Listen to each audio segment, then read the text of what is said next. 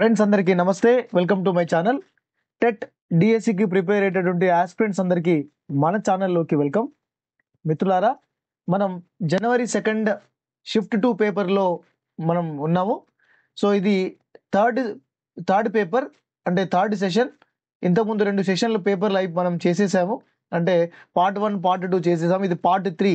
So ఇంతకుముందు question మనకి ఈ statement question about money bill, ద్రవ్య బిల్లులు సంబంధించింది, అండ్ ఉభయ సభల సంయుక్త సమావేశం లేదా పార్లమెంట్ ఉభయ సభల ఉమ్మడి సమావేశం జాయింట్ సెషన్ గురించి డిస్కస్ చేసాం.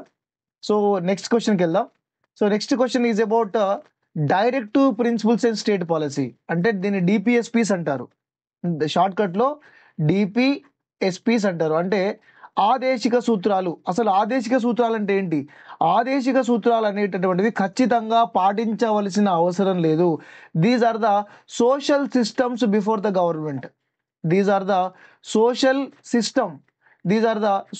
System before the government. ఇవి ఒక నైతిక విలువలు పెంపొందించడానికి, గవర్నమెంట్ ఆదర్శప్రాయంగా ప్రభుత్వం ఉండడానికి ఉపయోగపడేటటువంటివి.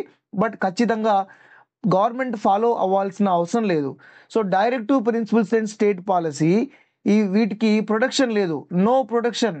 అంటే వీటిని పాటించకపోయినా పర్లేదు. ఉదాహరణకి మనకి సారా నిషేధం చేయాలి అనే ఆదేశిక సూత్రాల్లో ఉన్నప్పటికీ కూడా దీన్ని పాటించాల్సిన అవసరం లేదు. చాలా ప్రభుత్వాల్లో సారా ఈ అమ్మకం వైన్ షాపులు అయితే ఉన్నాయి, అలాగనమాట. సో ఆదేశిక సూత్రాలు ఐర్లాండ్ నుంచి తీసుకోవడం జరిగింది. ఇవి మనం ఇండియన్ కాన్స్టిట్యూషన్లో we have adopted from Ireland, and these are in the part 4. ఇవి పార్ట్ 4లో ఉన్నాయండి. పార్ట్ 4 ఆఫ్ ద కాన్స్టిట్యూషన్ 4వ భాగంలో ఉన్నాయి. ఇవి 36 నుంచి 51 ఆర్టికల్ వరకు ఉన్నాయి. 36 నుంచి 51 ఆర్టికల్ పార్ట్ 4 ఐర్లాండ్ నుంచి గ్రహించడం జరిగింది. వీటికి నో ప్రొటెక్షన్, నాట్ కంపల్సరీ. వీటిని పాటించవలసిన అవసరం లేదు. గవర్నమెంట్ ఖచ్చితంగా దీన్ని పాటించవలసిన అవసరం లేదు. These are the social systems before the government. Next, to provide fundamental rights. ఇది అదే క్వశ్చన్కి సంబంధించింది. ఇవన్నీ కూడా to guide the state in policy making. ఇవన్నీ కూడా ప్రభుత్వం ఒక పాలసీ పాలసీని తయారు చేయడంలో ఉపయోగపడతాయి. ఈ ప్రాథమిక హక్కుల గురించి కాదు, ప్రభుత్వ నిర్మాణం కాదు, అండ్ ఎస్టాబ్లిష్ పార్లమెంటరీ, అంటే దీన్ని ఎలిమినేషన్ మెథడ్ యూజ్ చేసినా కూడా మనం ఆన్సర్ చేసేయచ్చు. ఎలిమినేషన్ మెథడ్, ఎందుకంటే ఆన్సర్స్ చాలా ఇర్రిలవెంట్గా ఇస్తున్నాడు. సో మీరు గమనించండి. In India the president can extend the tenure of Lok Sabha under special circumstances like national emergency for a period not exceeding 1 year at a time on the advise of. Okay, అంటే మనకి emergency ఉన్నాయి కదా, we have 3 emergencies. మనకి 3 రకాలైనటువంటి అత్యవసర పరిస్థితులు ఉన్నాయి. ఒకటి ఆర్టికల్ నెంబర్ 352, ఇంకోటి ఆర్టికల్ నెంబర్ 356, ఇంకోటి ఆర్టికల్ నెంబర్ 360. సో దీన్ని నేషనల్ ఎమర్జెన్సీ అంటారు, జాతీయ అత్యవసర పరిస్థితి. ఇంకోటి స్టేట్ ఎమర్జెన్సీ అంటారు, రాష్ట్రాల్లో రాష్ట్రపతి పాలన. మూడోది ఫైనాన్షియల్ ఎమర్జెన్సీ, ఇది ఇప్పటి వరకు జరగలేదు, ఫైనాన్షియల్ ఎమర్జెన్సీ. సో ఒకసారి చూద్దామండి. సో మరి జాతీయ అత్యవసర పరిస్థితి అంటే నేషనల్ ఎమర్జెన్సీని ఇంపోజ్ చేసిన తర్వాత, సో అప్పుడు ఈ లోక్సభ టెన్యూర్ ఏదైతే ఉంటుందో లోక్సభని ఎక్స్టెండ్ చేయొచ్చు. సో లోక్సభ స్పెషల్ సర్కమ్స్టెన్సెస్లో, అంటే లోక్సభని ప్రెసిడెంట్ రూల్ ఉన్నప్పుడు లేదా నేషనల్ ఎమర్జెన్సీ ఉన్నప్పుడు 1 year మాత్రమే, నాట్ ఎక్స్టెండింగ్ 1 year మాత్రమే దీన్ని ఎక్స్టెండ్ చేయొచ్చు. Because of union council of ministries advice. Based on the union council of ministries advice, president of India can extend Lok Sabha for a period of 1 year. ఒక సంవత్సరం పాటు లోక్సభని పొడిగించవచ్చు. Next, జాతీయ మానవ హక్కుల కమిషన్ 9th క్లాస్ నుంచి వచ్చిన క్వశ్చన్ ఇది. 9th క్లాస్ జాతీయ ఎన్హెచ్ఆర్సి ఎప్పుడు తీసుకొచ్చారు? చాలా important. 1993 national human rights commission. National human right commission it was established in 1993. So జాతీయ మానవ హక్కుల కమిషన్ తనంతట తానుగా విచారణ స్వీకరించవచ్చు. దీన్ని సుమోటో అంటారు. అంతేకాదు సుమోటోగా హైకోర్టులు కానీ సుప్రీంకోర్టు కానీ హైకోర్టు కానీ సుప్రీంకోర్టు కానీ సుమోటోగా అంటే ఎవరు కంప్లైంట్ చేయకున్నా కూడా తనంతట తాను న్యూస్ పేపర్ల ద్వారా కానీ మీడియా ద్వారా కానీ ఎలక్ట్రానిక్ మీడియా కానీ ప్రింట్ మీడియా కానీ ఇంకా మరే ఏ ఇతర సాధనం ద్వారా కోర్టుకి కనుక తెలిసినట్టయితే అది అత్యంత ఇంపార్టెన్స్ కనుక అనిపిస్తే court can take its own.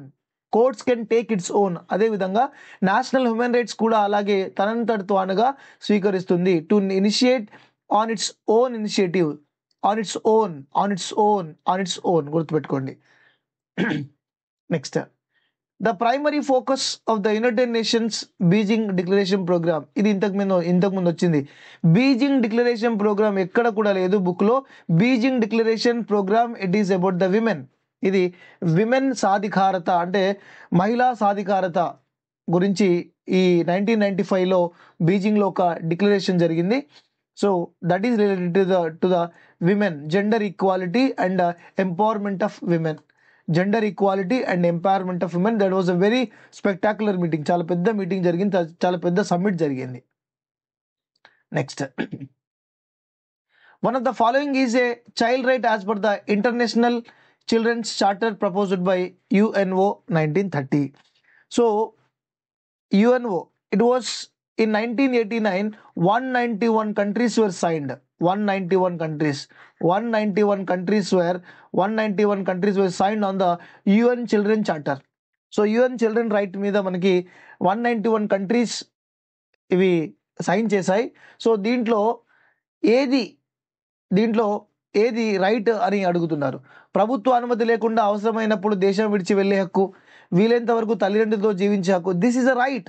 మీరు అవన్నీ చదివితే మనకి సో పాఠశాల ఎన్నికల్లో పోటీ చేసే హక్కు, okay, these are not rights, these are not adopted by UN. So వీలైనంత వరకు right to live with the parents as far as possible. So this is a right. Remaining these are ప్రభుత్వ అనుమతి లేకుండా అవసరమైనప్పుడు దేశం విడిచి వెళ్ళే హక్కు, ఇది క్రిమినల్ వాళ్ళే చేస్తారు.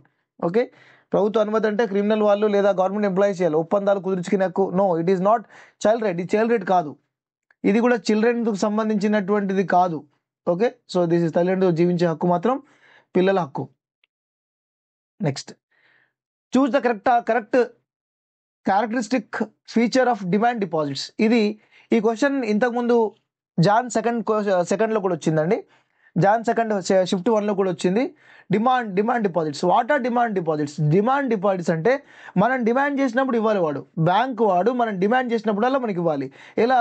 త్రూ బ్యాంక్ ద్వారానే ఇవ్వచ్చు. త్రూ ద బ్యాంక్ ద్వారా అంటే త్రూ క్యాష్ లేదా through ATM, through UPI, through the cheque, okay, or through the NEFT, through the NEFT or through the IMPS. అంటే మనం ఏ రకంగా కోరుకున్నా మనకి ఆ రకంగా బ్యాంక్ యాక్సెప్ట్ చేయాలి. Yes, you can withdraw your amount any time, you can transfer your amount any time, or you can transfer your amount through the cheque. So దాన్ని డిమాండ్ డిపాజిట్స్ అంటారు. అంటే మన ఇష్టం ఉన్నప్పుడు మనం డిమాండ్ చేసినప్పుడు బ్యాంక్ ఇచ్చేలాగా ఉండాలన్నమాట. సో అది ప్రైమ్గా డిమాండ్ డిపాజిట్స్. సో దీని డిమాండ్ డిపాజిట్లను ప్రభుత్వంచే బీమా చేయబడవు కాదు. డిమాండ్ డిపాజిట్లో కనీస నగదు నిల్వ ఉండే చూడాల్సిన అవసరం లేదు, ఉంది. డిమాండ్ డిపాజిట్లో బ్యాంక్ ఖాతాల ద్వారా మాత్రమే నిర్వహించవచ్చు. No bank you can through the ATM. చెప్పాను కదా, ATM ద్వారా కూడా చేసుకోవచ్చు. ఎక్కడైనా ATM ద్వారా కూడా చేసుకోవచ్చు, వేరే బ్యాంక్ నుంచి తీసుకోవచ్చు. సో డిమాండ్ డిపాజిట్లను చెక్కు లేదా ఎలక్ట్రానిక్ మార్గాల ద్వారా చెల్లింపుల కోసం ఉపయోగించవచ్చు. నాట్ ఓన్లీ దట్, ATM ద్వారా కూడా మనం చెల్లించవచ్చు, ATM ద్వారా కూడా తీసుకోవచ్చు, వేరే వాళ్ళకి ట్రాన్స్ఫర్ కూడా చేయొచ్చు. అమౌంట్ ATM ద్వారా కూడా ట్రాన్స్ఫర్ చేయొచ్చు. So that is demand deposits. Next, the banks keep only a small proportion of the deposits as cash. So దీంట్లో మన బ్యాంక్ యొక్క మెయిన్ పని ఏంటి? బ్యాంక్ యొక్క మెయిన్ పని మనకి 9th క్లాస్ బుక్లో ఇచ్చారు. సో బ్యాంక్ యొక్క పని ఇది అప్పులు ఇచ్చుట, లోన్స్ ఎలా ఇస్తుంది? హై ఇంట్రెస్ట్కి లోన్ ఇస్తుంది. ఈ పర్సన్ లోన్ తీసుకున్నాడు అనుకోండి, హై ఇంట్రెస్ట్ 10% ఇంట్రెస్ట్ ఇస్తాడు. ఓకే, నెక్స్ట్ ఇక్కడ రిసీవ్ డిపాజిట్స్. డిపాజిట్ రిసీవ్ చేసుకుంటుంది ఎవరి దగ్గర, వీళ్ళ దగ్గర. వీళ్ళకి ఏమి ఇస్తుంది ఇంట్రెస్ట్, చాలా తక్కువ ఇంట్రెస్ట్, ఎంత 6% ఇంట్రెస్ట్ ఇస్తుంది. అంటే బ్యాంక్కి ఎంత profit, 4% profit. So bank bank bank ఎలా నడుస్తుందంటే డిపాజిట్లు తీసుకొని లోన్స్ ఇవ్వడం అనే కాన్సెప్ట్ మీదనే బ్యాంక్ నడుస్తుంది. అండ్ బ్యాంక్ ఇంకో కాన్సెప్ట్ ఏంటంటే not all the depositors will not take money on the same day. అంటే బ్యాంకులో ఎవరెవరికైతే అకౌంట్ ఉందో వాళ్ళందరూ కూడా అదే రోజు బ్యాంకులో ఉన్నటువంటి డబ్బులను డ్రా చేయరు కదా. కొంతమంది డ్రా చేస్తూ ఉంటారు, కొంతమంది బ్యాంక్లో డిపాజిట్ చేస్తూ ఉంటారు. సో మరి బ్యాంక్ డైలీ తను రన్ కావడానికి ఎంత క్యాష్ మెయింటైన్ చేయాల్సి ఉంటుందంటే దాన్ని మనం సిఆర్ఆర్ అంటారు. అంటే క్యాష్ రిజర్వ్ రేషియో. చాలా చాలా ఇంపార్టెంట్. క్యాష్ రిజర్వ్ రేషియో ఇది 15%. క్యాష్ రిజర్వ్ రేషియో అంటే తన కస్టమర్స్కి ఇవ్వడానికి, డైలీ యాక్టివిటీ చేసుకోవడానికి తన దగ్గర 15% క్యాష్ ఉంటుంది. సో ఖాతాదారులు ఉపసంహరించుకున్న డబ్బును చెల్లించడానికి. ఎందుకంటే అందరు ఖాతాదారులు వచ్చి అడగరు కదా, అందుకే 15% మాత్రమే అడుగుతారు. సో ఆ 15% వాళ్ళకి చెల్లించడానికి ఈ 15% క్యాష్ వాళ్ళ దగ్గర పెట్టుకుంటారు. దీన్ని క్యాష్ రిజర్వ్ రేషియో అంటారు. అండ్ ఐ రిక్వెస్ట్ మీ అందరూ కూడా repo rate, reverse repo rate ఒకసారి చూసుకోండి. Repo rate and reverse repo rate, repo rate, reverse repo rate ఒకసారి చూసుకోండి. Next,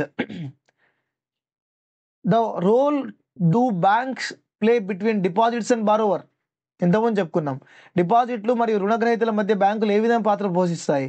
so these are act as a mediators. ఇంతకుముందు చెప్పాను. So banks mediate between those who have surplus funds and those who need of funds. ఉన్నవారి దగ్గర నుంచి డబ్బులు బ్యాంకులు deposit చేసుకొని లేని వాళ్ళకి బ్యాంకులు ఏమి ఇస్తాయి, లోన్స్ ఇస్తాయి. సో అదే mediate. Next so it is about again question from 9th class. A price index represent. అసలు ప్రైస్ ఇండెక్స్ అంటే ఏంటి? ప్రైస్ ఇండెక్స్లో మళ్ళీ 2 రకాల ప్రైస్ ఇండెక్స్ ఉంటాయి, wholesale price index and consumer price index. So every time we take 100 as a base. 100ని మనం బేస్గా తీసుకుంటాం. 100 is a base. For example మనకి లాస్ట్ మంత్ 1500 ఖర్చు అయింది అనుకుందాం. Last month our expenditure on groceries, our expenditure on the groceries 1500. So 1500 that means you take as 100%. So 1500 is our 100%. Okay. Next this month our estimation was increased to 1850 groceries. మరి అదే ఈ నెలలో, పోయిన నెలలో 1500 ఖర్చు అయితే ఈ నెలలో 1850 ఖర్చు అయింది. అంటే ఎంత ఖర్చు అయింది? 350 ఎక్స్ట్రా ఖర్చు అయింది. So we can calculate this 350 by 1500 into 100. So how much percent it will come? It will come 23%. So 23%. So ఈ 100కి మనం యాడ్ చేయాలి 23%. So how much? 100 ప్లస్ ఈ 20 ప్లస్ 23. సో మనకి 123% అని ఈ based on the base price index మీద. అంటే base మనకి 100, దాని మీద ఎంత ఇంక్రీజ్ అయింది? 23 ఇంక్రీజ్ అయింది. సో అలా క్యాలిక్యులేట్ చేయాలన్నమాట. Okay, I hope you understand. So ఇది a price index represent it is about the base year. అంటే ఇంతకుముందు బేస్ ఇయర్కి ఇప్పటికి ఎంత తగ్గాయి, ఎంత పెరిగాయి. Price are at the average level of the base year. అంటే మనం ఇంతకుముందు ఏం చెప్పుకున్నాం? 100 వాజ్ ద బేస్. సో 100కి ఎంత తగ్గాయి? ఒకవేళ తగ్గింది అనుకోండి 100 కంటే తగ్గుతుంది, పెరిగింది అనుకోండి 100 కంటే పెరుగుతుంది. So it is depends upon the base. Consumer price index and wholesale price index, CPI and WPI. CPI, WPI both are depends upon the base. Base is 100. Next, identify the true statement regarding the price indicates. So ధరల సూచికలు, price index లేదా indicates కూడా అనొచ్చు. ధరల సూచికలు. So what are this price indicates or price index? So what that shows? ఇంతకుముందు చెప్పుకున్నాం. So 100 is the base అనుకున్నా. 100 is the base year, base month. So if it is decreases then the 100, it shows the decreases percentage, and it is increased the increase percentage. So ఇంతకుముందు మనం ఎంత 23% పెరిగింది అనుకున్నాం కదా. So ఇంతకుముందు మనం ఇక్కడ 23% పెరిగింది అనుకున్నాం. So how much percentage increased? 23% increase. How much percentage? ఒక్కోసారి ధరలు తగ్గుతాయి కూడా. Some time the prices decrease also. So అప్పుడు how much percentage it was decrease also they show. So that is only the percentage how much that has been decreased or increased. So the price indicates okay, it shows percentage of change in the prices over time. Okay, ధరల సూచికలు అనేటటువంటివి ఈ price index యొక్క percentage ఎంత తగ్గింది ఎంత పెరిగింది అనేది చూపుతాయి. మనకైతే గోల్డ్ రేట్ ఎలా ఉంటుందో, గోల్డ్ రేట్ నిన్న ప్రైస్ ఒకలా ఉండే, ఈ రోజు ఒకలా ఉంటుంది, అంతకుమున్న 3 days బ్యాక్ ఒకలా ఉండేది. సో హౌ మచ్ పర్సంటేజ్ పెరిగాయని కూడా క్యాల్కులేషన్ చేయొచ్చు. సో అలాగా ఈ ఈ ప్రైస్ ఇండెక్స్ అనేటటువంటి ఇవన్నీ కూడా పర్సంటేజ్ని చూపిస్తాయి, ధరల సూచిక. నెక్స్ట్ క్వశ్చన్, భారతదేశంలో కర్మాగారాలను లేదా వ్యాపారాలు నిర్వహించే సంస్థలు వారికి చెల్లించే లాభాలపై చెల్లించాల్సిన పన్ను రకం. గుర్తుపెట్టుకోండి, ఒక క్వశ్చన్ గ్యారంటీ. మీరు 2024 పేపర్ నుంచి చూసుకుంటే 2025 పేపర్ వరకు ఒక క్వశ్చన్ కంపల్సరీ వస్తుంది. C factories. సో ఒకసారి చూద్దాం, ఫ్యాక్టరీల మీద వేసేటటువంటి పన్ను, ఫ్యాక్టరీలు అంటే కర్మాగారాలు, వ్యాపారాలు, కార్పొరేట్ వేస్తారు దాని మీద, వారికి వచ్చేటటువంటి లాభాల మీద వేసేటటువంటి ట్యాక్స్ ఏంటంటే కార్పొరేట్ ట్యాక్స్. ఒకసారి చూద్దాం. సో మనకి డైరెక్ట్ ట్యాక్సెస్, ఇండైరెక్ట్ ట్యాక్సెస్ ఉన్నాయి, ఇక్కడ ఎక్స్ప్లెయిన్ చేస్తా క్లియర్గా, గుర్తుపెట్టుకోండి. సో డైరెక్ట్ ట్యాక్సెస్ గురించి మీరు గుర్తుపెట్టుకోవాల్సినటువంటిది అంశం ఏంటంటే, సో డైరెక్ట్ ట్యాక్సెస్ని మీరు ఇలా గుర్తుపెట్టుకోండి, VPRO.co.in అని గుర్తుపెట్టుకోండి. సో డైరెక్ట్ ట్యాక్సెస్ ఏంటంటే, వి అంటే wealth tax. Okay, next pro అంటే ప్రాపర్టీ ట్యాక్స్, కో అంటే కార్పొరేట్ ట్యాక్స్. ఇప్పుడు చెప్పండి, కార్పొరేట్ ట్యాక్స్ డైరెక్ట్ ట్యాక్సా ఇండైరెక్ట్ ట్యాక్సా? Direct tax. Corporate tax is a direct tax, అలాగనమాట. సో ఇన్ అంటే ఇన్కమ్ ట్యాక్స్ అయిపోయింది. నెక్స్ట్ ఇప్పుడు చూద్దాం, ఇప్పుడు ఇండైరెక్ట్ ట్యాక్సెస్ చూద్దాం. ఇండైరెక్ట్ ట్యాక్సెస్ మీరు గుర్తుపెట్టుకోవాలంటే ఎక్స్క్యూజ్ మీ అని గుర్తుపెట్టుకోండి. ఎక్స్ అంటే ఎక్సైజ్ ట్యాక్స్. సియు అంటే కస్టమ్స్ అంటే విదేశాల నుంచి తీసుకొచ్చినటువంటి వస్తువుల మీద వేసేటువంటి ట్యాక్స్, కస్టమ్ ట్యాక్స్. ఎస్సీ అంటే సేల్స్ ట్యాక్స్.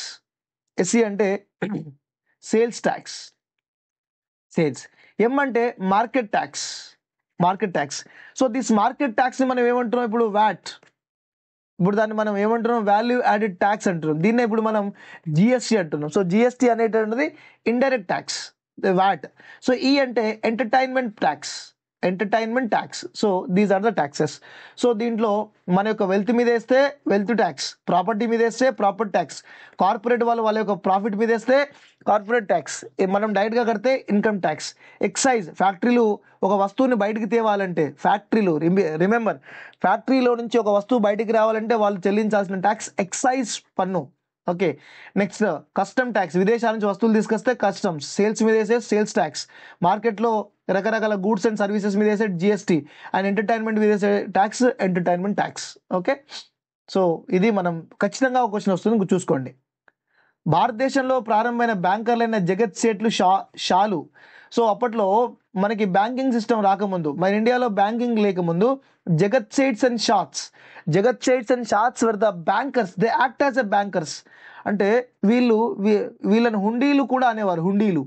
హుండీలు పాత బుక్లో ఉంటాయి హుండీలు. అంటే మీకు ఇక్కడ హైదరాబాద్లో ఒక రిసిప్ట్ ఇచ్చారనుకోండి, ఈ రిసిప్ట్ తీసుకెళ్ళి మీరు ఢిల్లీ వెళ్ళారనుకోండి, అంటే మీరు హైదరాబాద్ నుంచి ఢిల్లీకి డబ్బులు తీసుకోవడం చాలా డేంజర్ అనుకున్నారు. సో ఒక రిసిప్ట్ తీసుకెళ్ళారు. ఆ రిసిప్ట్ మళ్ళీ వాళ్ళ ఢిల్లీలో వెళ్ళి వాళ్ళ బ్రాంచ్లో ఇస్తే మళ్ళీ మీకు ఎన్ని డబ్బులు అన్ని డబ్బులు ఇచ్చేస్తారు, వాళ్ళ కమిషన్ తీసుకుంటారు. ఓకే, ఒకవేళ ఈ రిసిప్ట్ వేరే వాళ్ళకి పంపించారనుకోండి, వాళ్ళకి ఇచ్చిన వాళ్ళు ఢిల్లీలో అక్కడ వాళ్ళకి డబ్బులు ఇచ్చేస్తారు. So they act as a bankers. Jagat Seths and షాట్స్ act as a bankers because everybody accepted them. వాళ్ళు ఇచ్చేటటువంటి రిసిప్ట్స్ ఏదైతే ఉన్నాయో ఆ రిసిప్ట్ని అందరూ యాక్సెప్ట్ చేశారు. వారు ఇచ్చినటువంటి రసీదులు దేశవ్యాప్తంగా ఆమోదించబడ్డాయి. ఎలాగైతే బ్యాంక్ చెక్స్ అందరూ యాక్సెప్ట్ చేసేవారో, అప్పట్లో వారు ఇచ్చినటువంటి రిసిప్ట్స్ ఏదైతే ఉన్నాయో అవన్నీ కూడా అందరూ యాక్సెప్ట్ చేసేవారు. Next BSBDA, basic saving bank deposit account. చాలా చాలా important. Basic saving bank deposit amount. డిఎస్సిలో కూడా ఇటువంటి క్వశ్చన్ ఒకసారి 719లో వచ్చినట్టుంది, సరిగా గుర్తులేదు. సో బేసిక్ సర్వీసెస్ అంటే ఒకసారి చూద్దాం 8th క్లాస్లో. సో దీంట్లో zero balance or less balance, zero balance or less balance ఉండొచ్చు. ఖచ్చితంగా జీరో బ్యాలెన్స్ అని ఉండొచ్చు, తక్కువైనా ఉండొచ్చు. Next, so 4 time you can withdraw. 4 time withdraw ఎక్కడ నుంచి? 4 టైమ్ విత్డ్రా ఫ్రమ్ ఏటీఎం నుంచి నువ్వు 4 టైమ్ విత్డ్రా చేసుకోవచ్చు. ప్లస్ ఇక్కడ to open the bank account age income and amount is not necessary. అంటే నీ దగ్గర డబ్బులు ఉంటేనే బ్యాంక్ అకౌంట్ ఓపెన్ చేయాల్సిన అవసరం, డబ్బులు లేకున్నా బ్యాంక్ అకౌంట్ ఓపెన్ చేయొచ్చు. అని ఇన్కమ్ ఎంత, నీ ఏజ్ ఎంత అని చెప్పాల్సిన అవసరం లేదు, not necessary. Next, deposit withdraw through electronic payments. అంటే నువ్వు డిపాజిట్ చేసింది ఎలక్ట్రానిక్ పేమెంట్స్ ద్వారా, చెక్స్ ద్వారా పేమెంట్స్ చేయొచ్చు. చెక్స్ ద్వారా పేమెంట్ చేయొచ్చు, అంటే ఎలక్ట్రానిక్ పేమెంట్ చేయొచ్చు, అంటే ట్రాన్స్ఫర్ కూడా చేయొచ్చు. సో ఇవి బేసిక్ సర్వీసెస్ యొక్క basic saving bank deposit amount, BSBDA. దీనివల్ల చాలా అకౌంట్స్ ఓపెన్ అయ్యాయి ఇండియా లెవెల్లో. సో ఇది 0 లేదా చాలా తక్కువ కనీస బ్యాలెన్స్ కలిగి ఉంటుంది. అంతేకాదు, ఇదే ఫస్ట్, ఇది జీరో బ్యాలెన్స్, లెస్ బ్యాలెన్స్, లేదా 4 టైమ్ విత్డ్రాల్ చేసుకోవచ్చు ఏటీఎం నుంచి. ఏజ్, ఇన్కమ్, అమౌంట్ అవసరం లేదు బ్యాంక్ ఓపెన్ చేయడానికి. చెక్ ద్వారా లేదా ఎలక్ట్రానిక్ పేమెంట్ చేయొచ్చు. చెక్స్ ద్వారా కూడా పేమెంట్ చేయొచ్చు, ఎలక్ట్రానిక్స్ ద్వారా కూడా పే చేయొచ్చు. అంటే మనం నెట్ బ్యాంకింగ్ ద్వారా కూడా పే చేయొచ్చు. అపరిమిత కాదు, 4 సార్లే. ఓకే, కనీస బ్యాలెన్స్ 1000 అవసరం లేదు. 18 ఏళ్ళు పైబడిన వాళ్ళకే అవసరం లేదు, ఎవరికైనా ఇవ్వచ్చు, ఏ సంబంధమే లేదు. కేవైసీ, నో యువర్ కస్టమర్ అంటారు. కేవైసీ, అసలు కేవైసీ ప్రకారం చిన్న ఖాతా అంటే ఏంటిది? సేమ్ అదే small banking account. Okay, so small banking account చిన్న ఖాతా, పేరులోనే ఉంది small banking account. So what ఈ small account? Small account is, ఇది టోటల్ 1 lakh కంటే ఎక్కువ ట్రాన్సాక్షన్ అవ్వద్దు. Not exceeds 1 lakh. 1 lakh కంటే ఎక్కువ అవ్వద్దు, ఎక్సీడ్ అవ్వద్దు. 1 lakh నాట్ టు ఎక్సీడ్ అంటే 1 lakh అమౌంట్ డిపాజిట్ ఎక్సీడ్ అవ్వద్దు. Next, balance not more than 50,000. Balance not more than 50,000 అంటే 50,000 కంటే ఎక్కువ బ్యాలెన్స్ ఉండదు. 50,000 కంటే ఎక్కువ ఉంటే అది పెద్ద అకౌంట్ అవుతుంది. 50,000 కంటే ఎక్కువ బ్యాలెన్స్ ఉందనుకోండి, that will become big account. So the total not to be exceed more than 1 lakh. దానిలో ఎప్పుడైనా కూడా 50,000 కంటే 50,000 ఎక్కువగా బ్యాలెన్స్ ఉండొద్దు. అండ్ ఇది 12 months validity, only 12 months valid ఉంటుంది. ఇది 1 సంవత్సరం మాత్రమే వ్యాలిడ్ ఉంటుంది. దాని తర్వాత ఏమవుతుంది? After 12 months it will be extended. దీన్ని మళ్ళా ఎక్స్టెండ్ చేసుకుంటూ పోతూ ఉంటారు. నెక్స్ట్, దీనికి transfer withdrawal 10,000 is a limit. 10,000 is a limit. దీన్ని ట్రాన్సాక్షన్ చేయాలన్నా, ట్రాన్స్ఫర్ చేయాలన్నా, విత్డ్రా చేయాలన్నా కూడా 10,000 లిమిట్. ఐ రిపీట్, దీనికి 1 lakh అనేటటువంటిది ఎక్సీడ్ అవ్వద్దు ట్రాన్సాక్షన్స్. 50,000 బ్యాలెన్స్ ఉండాలి, 50,000 కంటే ఎక్కువ బ్యాలెన్స్ ఉండొద్దు. 12 months వ్యాలిడిటీ ఉంటుంది. తర్వాత ఏం చేస్తారు? ఎక్స్టెండ్ చేస్తారు ఇంకో 1 year. దీని లిమిట్ ఎంత? 10,000 మాత్రమే విత్డ్రా చేసుకోవచ్చు, అంతకంటే ఎక్కువ విత్డ్రా చేయడానికి లేదు. ఓకే, సో చిన్న ఖాతాగా పరిగణించే బేసిక్ సేవింగ్ బ్యాంక్ డిపాజిట్ ఖాతా ఇక్కడ మనం చెప్పుకున్నాం కదా ఇంతకుముందు. సో ఇంతకుముందు చెప్పుకున్నటువంటి ఈ బ్యాంకింగ్లోనే వస్తుంది. ఇది బేసిక్ సర్వీసెస్ ఇంతకుముందు చెప్పుకున్నట్టు దీంట్లోకి వస్తుంది అది. ఓకే, సో ఒకసారి చాలా క్లీన్గా చదువుకోవాలి words. Next, the purpose of national food security act. Congress government చేసినటువంటి అతి ముఖ్యమైనటువంటి పనుల్లో అసలు ఇది చాలా మంచి పని. ఫుడ్ సెక్యూరిటీ యాక్ట్ ఇది మనకి 10th class నుంచి వచ్చింది. Food security act. So food security act ఎవరెవరికి? ఫుడ్ సెక్యూరిటీ యాక్ట్ ఎవరెవరికంటే, సో ప్రెగ్నెంట్ విమెన్ గర్భిణీ స్త్రీలకి. ఓకే, నెక్స్ట్ తర్వాత లాక్టేటింగ్ మదర్, పాలిచ్చే తల్లులకి, లాక్టేటింగ్ మదర్. ఓకే, తర్వాత బిలో ఏజ్ 6 చిల్డ్రన్, అంగన్వాడీలో ఉన్నటువంటి చిన్నపిల్లలకి. ఆ తర్వాత 6 to 14 year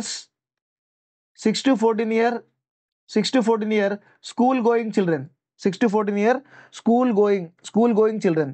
తర్వాత పూరెస్ట్ ఆఫ్ ద పూర్ ఎంత ఇస్తున్నారు? 35 kgs.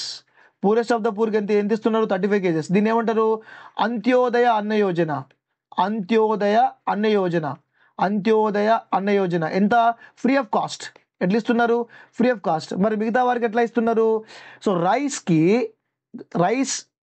రైస్ కాస్ట్ వచ్చేసరికి 3 rupees, వీట్ కాస్ట్ వచ్చేసరికి 2 rupees, తర్వాత మిల్లెట్స్ వచ్చేసరికి 1 rupee. సో ఇవంతా కూడా subsidy prices.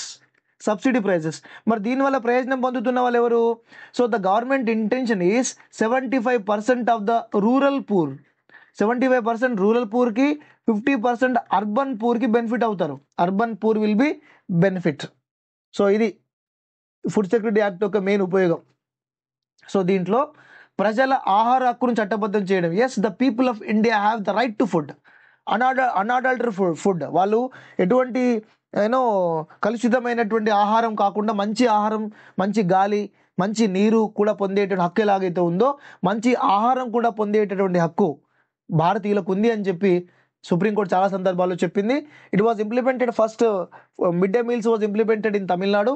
Later it was supreme court order to implement the same to entire India. Next, ఉత్పత్తి కారకాల్లో నిర్వహణ పెట్టుబడి దీని కిందకి వస్తుంది. సో వర్కింగ్ క్యాపిటల్ మనం చాలాసార్లు చెప్పాం. వర్కింగ్ క్యాపిటల్ ఉంటుంది, ఫిజికల్ క్యాపిటల్ ఉంటుంది. వర్కింగ్ క్యాపిటల్, ఫిజికల్ క్యాపిటల్ ఏంటిది? సింపుల్గా tools, machines, buildings. So tools, machine, buildings ఏమో ఫిజికల్ క్యాపిటల్, దీన్ని భౌతిక పెట్టుబడి అంటారు. మిగతా అంతా కూడా మనకి వర్కింగ్ క్యాపిటల్ అంటారు, నిర్వహణ పెట్టుబడి. సో ముడి పదార్థాలు and raw material, money for the production. 10th class నుంచి వచ్చింది, రాంపూర్ విలేజ్ నుంచి వచ్చిందండి ఇది. Next before the mid 20th century the production was primarily organised. So 20వ శతాబ్దం మధ్య కాలానికి పూర్వం ఉత్పత్తి ప్రధానంగా వీటి మధ్య నిర్వహించబడింది. So it was within the individual countries. So in the 21st century it was global world. 21st century అంటే లేటర్ 20th centuryలో ఏం జరిగింది? గ్లోబలైజేషన్ వచ్చింది. సో అంతకుముందు ఎలా జరిగింది? వివిధ దేశాల్లో అంతర్గతంగా జరిగేది business. But after that it was became a globalization. తర్వాత ఏం జరిగింది? కంప్లీట్లీ గ్లోబలైజేషన్ జరిగింది. గ్లోబల్లీ కాలేదు, it was now globalized. Right. GDP, what is the mean of GDP? GDP is goods and services produced in year within the country. The goods and services produced in year in the financial year. ఒక financial ఇయర్లో ఎన్ని goods, ఎన్ని services produce చేసిన అనేది the final output. దాన్ని మనం ఎలా చెప్పొచ్చు? The goods and services, the final value of the goods and services produced in year. I repeat, the final value. దేని వాల్యూ అంట? ఫైనల్ వాల్యూ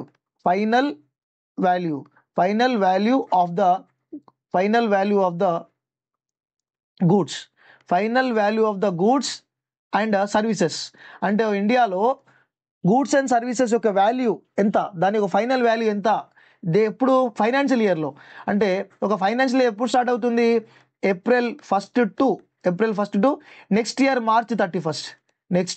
ఈ ఇన్ బిట్వీన్లో మన ఇండియాలో ఎన్ని గూడ్స్ తయారయ్యాయి, ఎన్ని సర్వీసెస్ ఇచ్చాం, ఎంత వాల్యూ సర్వీసెస్ ఇచ్చాం అనేది డిపెండ్ అవుతూ ఉంటుంది. So answer simple. ఉత్పత్తి చేయబడిన అన్ని తుది వస్తువులు మరియు సేవలు. తుది వస్తువులు అంటే ఆల్ ఫైనల్, తుది అంటే ఫైనల్. ఓకే. నెక్స్ట్, సో ఇది మనకి ఇంతకుముందు ఇది పీజీటీ, గురుకుల పీజీటీలో వచ్చిందండి. గురుకుల పీజీటీలో ఈ క్వశ్చన్ వచ్చింది, ఈ మెథడాలజీ క్వశ్చన్ వచ్చింది. మనం ఈ సెషన్స్ అన్నీ అయిపోయిన తర్వాత, కంటెంట్ అయిపోయిన తర్వాత వీలుంటే మనం మెథడాలజీ క్వశ్చన్స్ కూడా సాల్వ్ చేసేటటువంటి ప్రయత్నం చేద్దాం. మిత్రులారా, మీకు కనుక నచ్చినట్టయితే 10 మందికి షేర్ చేయండి, లైక్ చేయండి, కామెంట్ చేయండి. ఏదైనా డౌట్ ఉంటే తప్పకుండా నన్ను అడగండి. ఏదైనా మిస్టేక్స్ ఉంటే నేను తప్పకుండా డిస్క్రిప్షన్లో పెడతాను, దయచేసి గమనించండి. So thank you all of you. I wish you all the best.